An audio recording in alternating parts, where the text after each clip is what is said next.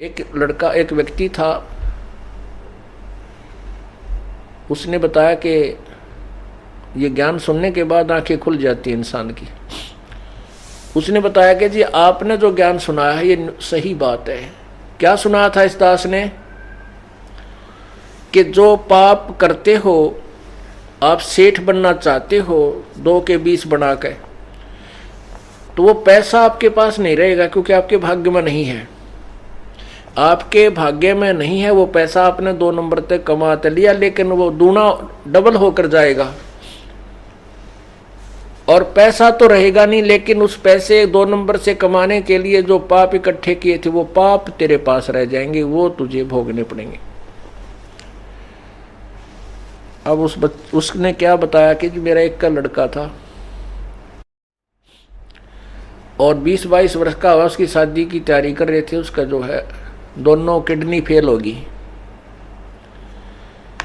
दोनों गुर्दे फेल हो गए, खराब हो गए। तो उसके लिए पहले तो देसी वैद्य, फिर ऐसे झाड़े जंतर मंत्र संत साधुआं दौरा घूमे। फिर जब सब ने जवाब दे दिया, जब ऑल इंडिया मेडिकल में ले गए इंस्टीट्यूट दिल्ली में, पहले वहीं होते थे ये गुर्दे बदला बदली,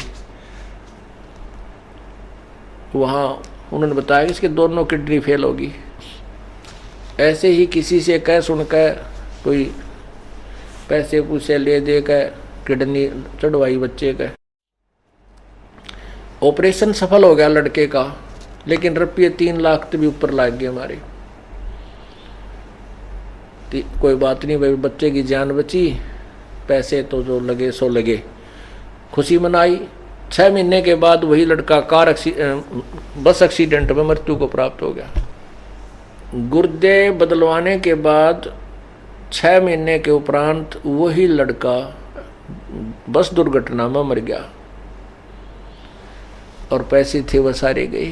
फिर उसने अपने कुकर्म गिनवाए कि मेरे साथ तो इससे भी ज्यादा और होना चाहिए था, शायद ये थोड़ा हुआ जो जिस तरीके से मैंने पैसे कमाए।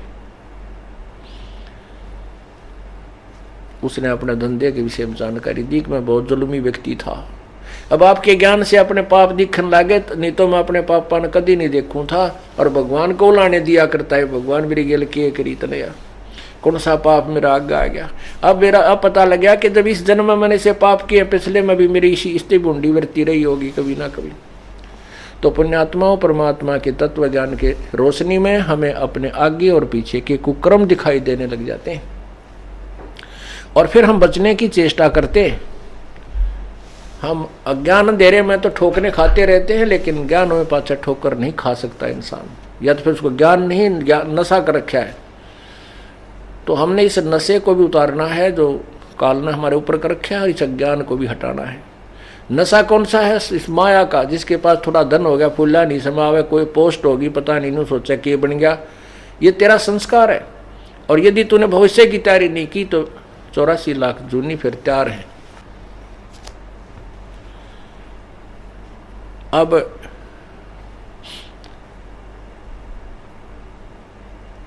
कुबद कांचड़ी चढ़ घी चित पे तू होया मनुष्य नागरे। अब सोजै नहीं सजन सुख सागर, बिना प्रेम बैरागरे। अब वो व्यक्ति कह रहा था कि लड़का तो जाए लिया था, वो तो मर गया था, चलो मारा, और बाद उसके बाद जो रोना पीटना था वो भी हो लिया था, आँखें के आंसू भी समाप्त हो लिए थे रो रो कहने। अब जीवन कति निरस दिखाई देता, जैसे हम उसे अंधकार में घूम रहे हों। अब आपका ज्ञान सुनकर, परमात्मा की महिमा से परिचित होने के बाद, अपने मनुष्य जीवन के शेष जो समय है उसकी उमंग होगी कि वो नाश तो होना ही था और मेरे कर्म इससे भी बुरे थे, लेकिन अब उन पाप कर्मों को धोने का, साफ करने का, उनको समाप्त करने का तरीका मिल गया। और अब उमंग है जीने की, आशा है मालिक और जीवन दे तो भक्ति के लिए दे, तेरी भक्ति करता रहूं, नहीं तो इस जीवन का कोई चारम नहीं रहा था। पुण्यात्माओं, ये तो जो अब हम मान ले बालक हो आप, अब आपको जीवन का के उद्देश्य का पता लग गया। जीने की इच्छा जो है वो इसलिए बनी रहेगी कि आपकी भक्ति करने अधूरी ना रह जा। अब आपको एक न्यारी उमंग बनेगी जीने की। नहीं तो ये डरे ढोरे थे पशु जैसे, धंधे करे पड़ के सोगे, तड़के करे दिन में धंधे करे रात में पड़ के सोगे। किसी के पास 2 पैसे हैं कि तो बकवाद नाम लाग गए, कि तो होटला में जाकर बकवाद करे, घूटी छूटी लावे हैं, और कि तो राजनीति में फंसे बैठे रहेंगे। यानी मूल उद्देश्य को भूल करके अपना जीवन व्यर्थ कर जाते। इसलिए बताते हैं कि सूझे नहीं सजन सुख सागर बिना प्रेम वैराग्य। परमात्मा का ज्ञान हो गया, मनुष्य जीवन किस लिए हमें मिला था ये पता लग गया, और वो उद्देश्य पूरा हो गया। क्योंकि मनुष्य जीवन में सत भक्ति करनी चाहिए। अगर भक्ति करे तो सत्य करे। सत्य का मीन है शास्त्र अनुकूल करे। पवित्र गीता जी अध्याय नंबर 16 के श्लोक नंबर 23 में कहा है कि शास्त्र विधि को त्याग कर जो मनमाना आचरण करते हैं, अर्थात अपने मनमानी पूजाएं करते हैं जो शास्त्र अनुकूल नहीं है, उनको ना तो कोई कार्य सिद्ध होता है उनका, ना कोई सिद्धि होती है, ना सुख होता है, ना उनकी गति होती है। और इन 3 वस्तुओं के लिए हम भक्ति करते हैं। फिर हमें मनुष्य जीवन का जो ज्ञान हो गया कि ये किस लिए हमें मिला था, परमात्मा की भक्ति करनी है और शास्त्र अनुकूल करनी है। और शास्त्र अनुकूल भक्ति करते हुए जो तुम्हें आनंद आएगा, जो खुशी होगी, फिर जब ये संसार छोड़कर हम जाएंगे तो हमें आगे जा करके पछताना नहीं पड़ेगा। ठीक है, परमात्मा ने जितना जीवन दिया है, और जब ये शरीर छूटेगा तो हमें पश्चाताप नहीं बनेगा। हमने ना ये मन में नहीं आएगी ईब के बनेगी, ये मन में कति नहीं आओगी कि अब क्या बनेगा आगे। नहीं, अब हमने जैसा हमारी सामर्थ्य थी, जितनी हमारी मेहनत हमने किया, जैसा भी भक्ति की, वो आगे हमें प्यार मिलेगा। अब हम खाली नहीं जा रहे। जैसे बच्चे सब एग्जाम में बैठते हैं, जिन्होंने शिक्षा ग्रहण कर रखी है, खूब पढ़ाई कर रखी है, अभ्यास कर रखा है अपने पूरे वर्ष में, तो वो घबरा कर नहीं जाते। उसमें थोड़ी सी घबराहट होती है, ज़्यादा नहीं। और जो किसी ने किताबें उठा के ना देखी, कभी पढ़े ही नहीं, तो फिर वो जाते हैं, उनको पता होता है कि ये बूंदी बनेगी, के लिख का आऊँगा, कुछ याद है को नहीं। और वो घबराहट में कुछ थोड़ा बहुत याद है वो भी भूल जाते हैं, फिर तो वो फेल हो जाते हैं। ऐसे ही जब हम यहाँ संसार छोड़कर चलेंगे, क्योंकि हमने परमात्मा की जैसी सामर्थ्य अनुसार अपनी भक्ति दान धर्म किया हुआ है, तो हमने चिंता नहीं बनेगी, निर्भय होकर जाएंगे। और आगे परमात्मा आपको खड़े मिलेंगे, क्योंकि हम धनी के हो गए।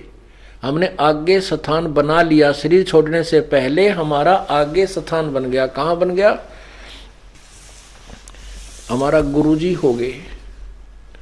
और गुरुजी संत जो होते हैं वो परमात्मा के नुमाइंदे होते हैं, और अपने उस घर में ले जाते हैं जहाँ से वो आए होते हैं। तो आप जब यहाँ से चलोगे, परमात्मा आपको सामने खड़ा मिलेगा, आपका ठिकाना हो गया। और जिन्होंने आगे ठिकाना बनाया नहीं, भक्ति की नहीं, तो फिर वो कहीं ठिकाना नहीं है। वो 84 लाख योनियों के इस अरट के जैसे कुएं में वो फिर शुरू हो जाए। अरसुमरै सो हंस कहावै कामी करो दी कागरे, बौरा न भरम विष के बन में चल बेगमपुर बागरे। अब जैसे कोई भक्ति करता है उसको भगत जी कहते हैं, शराब पीता है उसको शराबी कहते हैं, चोरी करता है उसको चोर कहते हैं, डाके मारता है उसको डाकू कहते हैं। अब जैसे पहले कोई कैसी भी गलती करता था, अब भक्ति कर रहा है तो वो भगत जी हो